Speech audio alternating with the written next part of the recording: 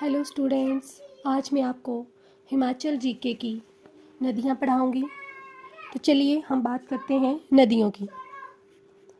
नदियाँ हिमाचल प्रदेश में कितनी नदियाँ हैं? हिमाचल प्रदेश में 5 नदियाँ बहती हैं। कितनी बहती हैं? 5। हिमाचल प्रदेश में 5 नदियाँ बहती हैं। कितनी नदियाँ बहती हैं? 5। कौन कौन सी? सतलुज, सतलुज और दूसरी कौन सी बहती है? चिनाब। और एक तीसरे नंबर पे कौन सी है? रावी। चौथे नंबर पे ब्यास। और 5वें नंबर पे कौन सी आ गई? यमुना। तो ये 5 नदियाँ हैं जो हिमाचल प्रदेश में बहती हैं। ये 5 नदियाँ हिमाचल प्रदेश में बहती हैं। अब हम इनके नामों को जान लेते हैं कि इनके नामों को कैसे पुकारा जाता था। प्राचीन नाम क्या थे? सतलुज का प्राचीन नाम किसका? सतलुज नदी का। सतलुज नदी का प्राचीन नाम क्या था? वैदिक भाषा में सतुद्री बोलते थे, सतुद्री। और संस्कृत में सतुद्र। और ब्यास का जो वैदिक नाम था, ब्यास नदी का वैदिक नाम वो क्या था? अर्जी क्रिया, अर्ज किया। और संस्कृत नाम क्या था? संस्कृत नाम था उसका विपाशा। अब बात करते हैं रावी नदी की। तो रावी नदी का संस्कृत नाम जो था वो इरावती था। रावी नदी का संस्कृत नाम क्या बोलते थे? संस्कृत में इरावती। और वैदिक नाम परुष्णी। वैदिक नाम क्या था? परुष्णी। अब बात करते हैं हम चिनाब नदी की। तो चिनाब नदी का जो वैदिक नाम था वो क्या था? असिकनी। और फिर कौन सी नदी रह गई हमारी 5वीं? यमुना नदी का नाम था वैदिक कालिंदी। क्या नाम था? कालिंदी नदी। तो हमने ये हिमाचल प्रदेश में 5 नदियाँ जो बहती हैं उनके हमने नाम जाने और उनके प्राचीन नाम क्या थे, संस्कृत में उनको क्या बोलते थे और वैदिक नाम क्या थे। तो अब हम इनकी सहायक नदियाँ भी जान लेते हैं। तो चलिए, सतलुज नदी की सहायक नदियाँ हैं बसपा।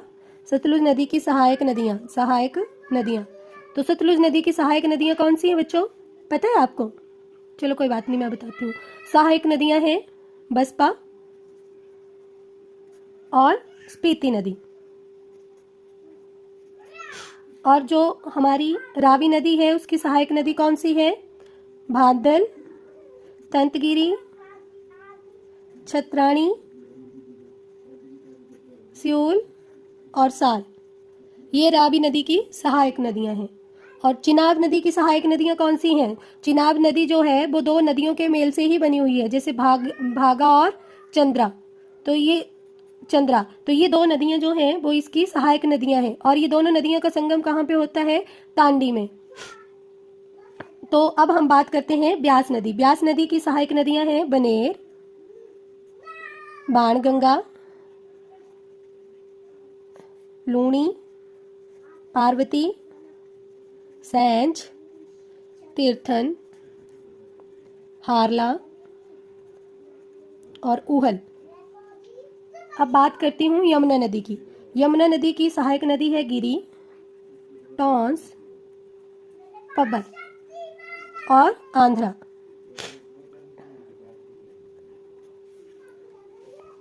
अब हमने इनकी सहायक नदियाँ भी जान ली। अब मैं आपको बता रही हूँ कि ये जो हमारी सहायक नदियाँ हैं, सतलुज की सहायक नदियाँ हमने कौन कौन सी पढ़ी? बसपा और स्पीति नदी। सतलुज की सहायक नदियाँ पढ़ी हमने बसपा और स्पीति नदी। तो ये जो बसपा नदी है ये कहाँ से निकलती है? ये जो बसपा नदी है ये बसपा पहाड़ियों से निकलती है। कहाँ से निकलती है? बसपा पहाड़ियों से। और कल्पा के पास सतलुज में मिल जाती है। कल्पा के पास सतलुज में मिल जाती है। और ये जो स्पीति नदी है ये कुंजुम श्रृंखला से निकलती है। स्पीति नदी कुंजुम श्रृंखला से निकलती है। और ये जो है स्पीति नदी, ये नामगिया खाब किन्नौर के पास मिलती है सतलुज नदी में। और जैसे यमुना की सहायक नदी हमने कौन कौन सी पढ़ी? गिरी नदी। ये जो गिरी नदी है ये कुप्पर चोटी जुब्बल से निकलती है। और टॉन्स नदी जो है ये रूपिन और सूपिन नदियों का संगम है, वहाँ से निकलती है नैतवार से। और फिर कौन सी पड़ी? पब्बर नदी जो है वो टॉन्स नदी की सहायक नदी है और पब्बर नदी चंदरनाहन झील से निकलती है। ये जो पब्बर नदी है ये चंदरनाहन झील से निकलती है। और आंध्रा नदी जो है वो चीड़गाम में पब्बर नदी में मिलती है। और ये जो चिनाब नदी की सहायक नदियाँ पड़ी हमने भागा और चंद्रा, ये लाहौल स्पीति बारालाचा दर्रे से निकलती हैं। और रावी नदी की सहायक नदी कौन सी है? रावी नदी की सहायक नदी है रावी की है भांदल, तंतगिरी, छत्राणी, स्यूल, सार।